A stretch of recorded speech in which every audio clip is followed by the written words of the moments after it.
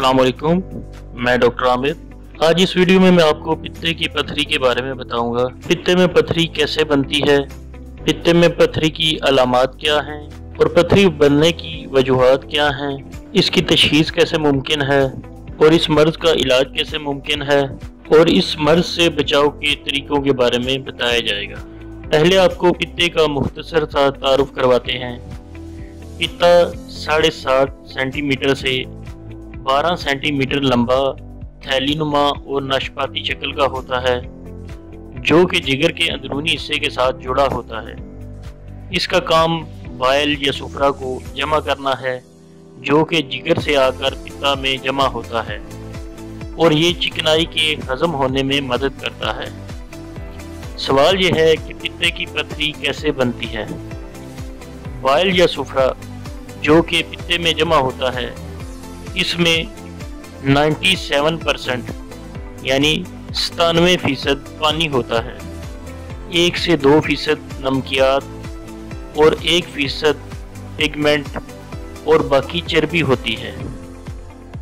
Bile या सुफरा जब पित्ते में जमा होता है तो इससे पानी का इखराज भी होता रहता है।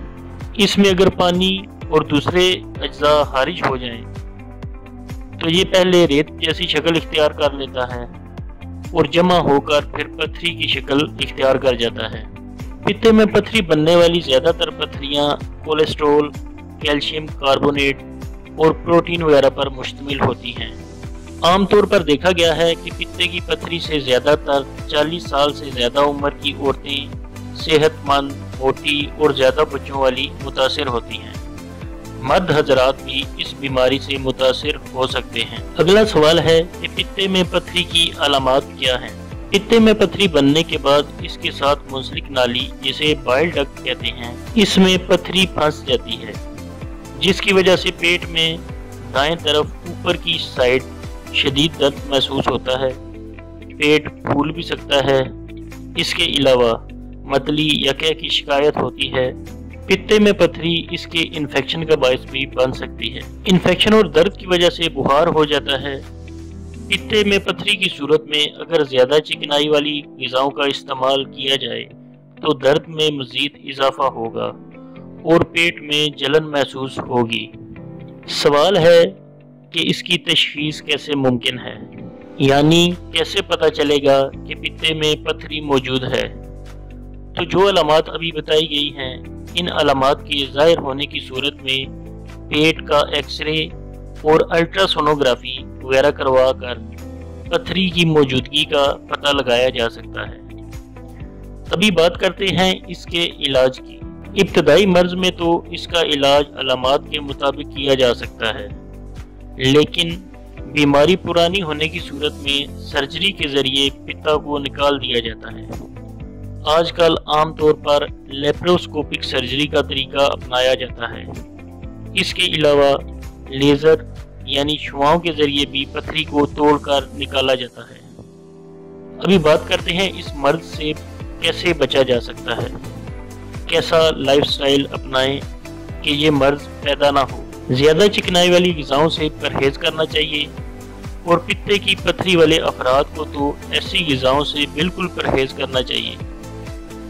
अपना वज़न ज़रूर चेक करें और इसे नॉर्मल रेंज में रखें, क्योंकि मोटे अफराद जल्द इस बीमारी का शिकार हो सकते हैं।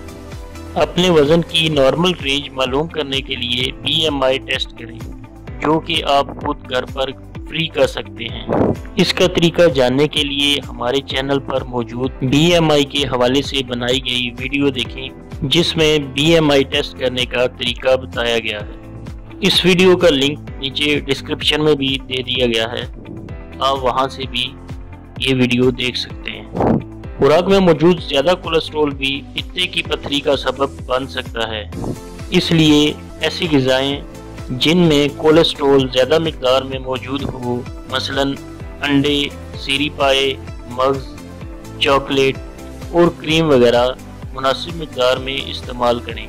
रोज़ाना वर्जिश करें और मुतवाज़न ग़िज़ा इस्तेमाल करें। इस तरह आप बहुत सी बीमारियों से बच सकते हैं। उम्मीद है वीडियो आपको पसंद आई होगी اور آپ کو اس سے کافی رہنمائی ملے گی۔ چینل کو سبسکرائب کریں، ویڈیو کو لائک کریں، دعاؤں میں یاد رکھیں۔ اگلی ویڈیو کے ساتھ پھر حاضر ہوں گے۔